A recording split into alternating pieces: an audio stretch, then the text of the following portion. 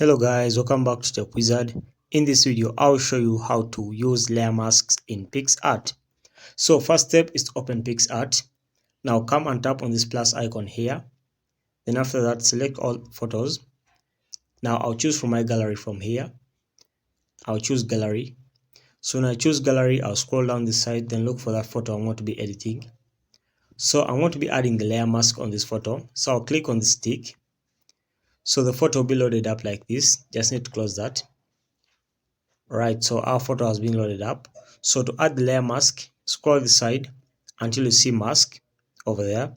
So when you see mask, you can choose from this mask. Okay, I've chosen that mask. So I can come and tap on settings. Then you can also increase or decrease the opacity. So I increase the opacity. Then I can reduce the hue like that.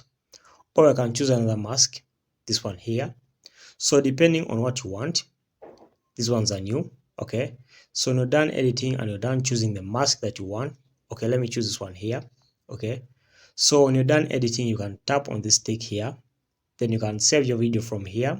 So you can save your picture from here. Then you find it in your gallery. Okay, so that's it guys. Thanks for watching. Until next time, we shall meet.